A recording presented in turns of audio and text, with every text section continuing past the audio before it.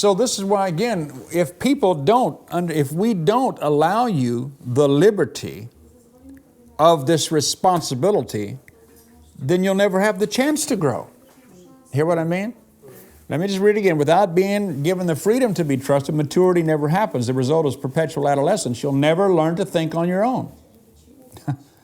You'll never learn. You have to learn how to drive in yourself. And this is why, again, the law, I put down here in my own notes, it's like when you learn, let's say you're going to take a driver's test or you're going to learn to drive a car. How many of you know that you can be able to quote the entire highway code book and not know how to drive?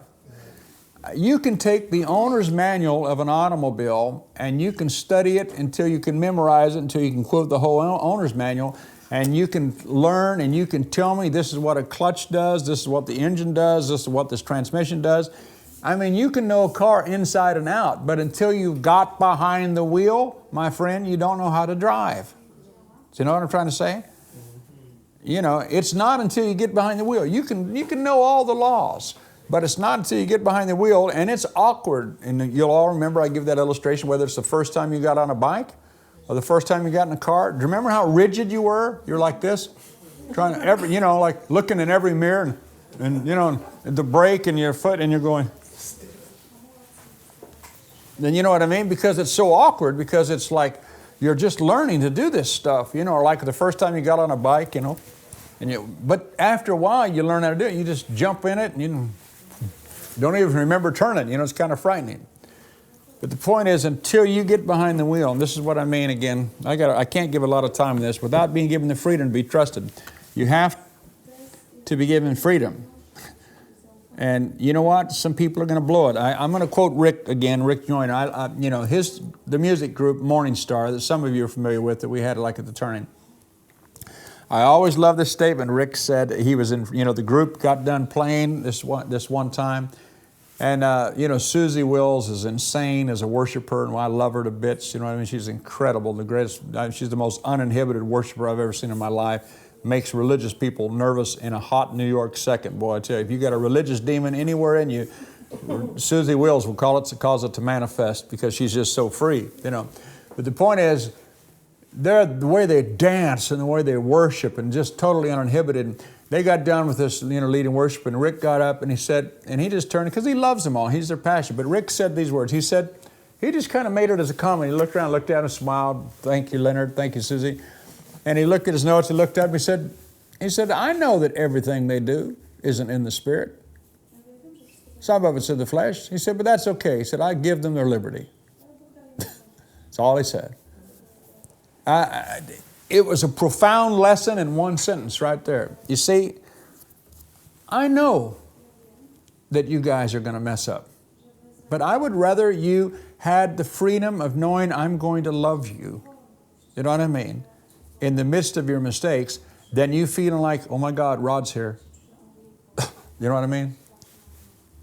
I tell you, some of the ministries I'm around, like I said, there's a couple of ministries I could name in this town, some of the larger churches.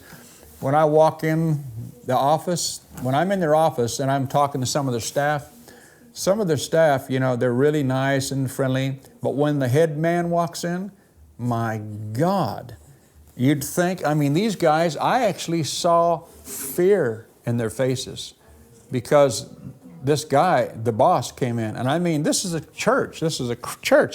And and I never will forget those experiences, because, they're afraid of him. They're actually afraid of the pastor.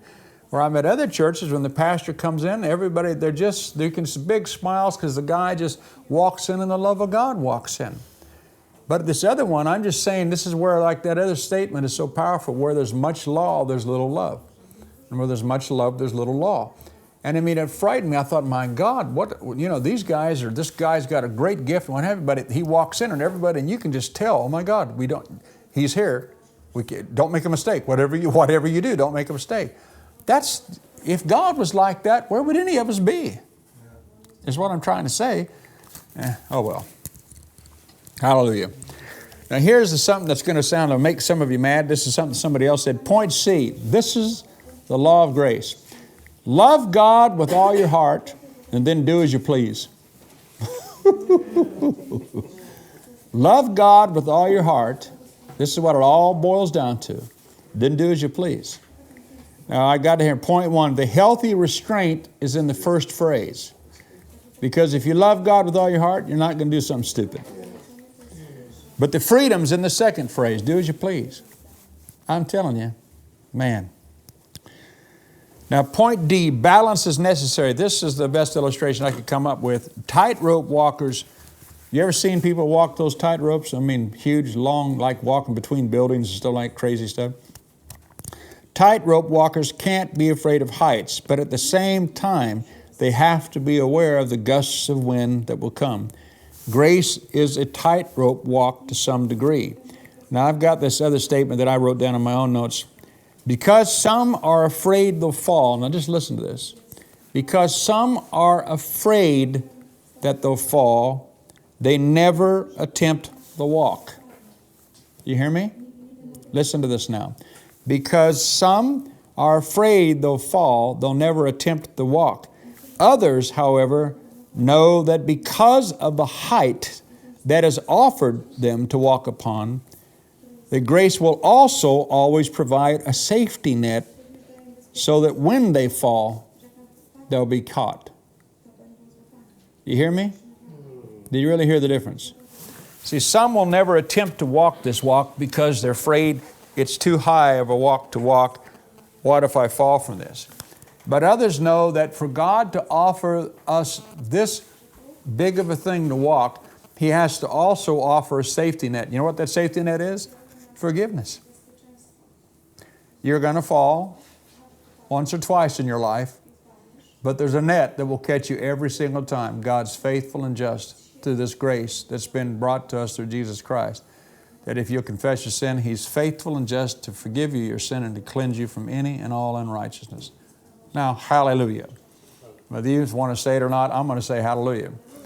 But you have to hear, that's the difference, you see. It's not, but some, oh my God, what if I get out there and I get too far? Well, then you better not even try. Because you'll die. Because you'll freak out. You'll live under condemnation when you do mess up, because every one of you will mess up. Because none of you are perfect. None of us will ever be perfect.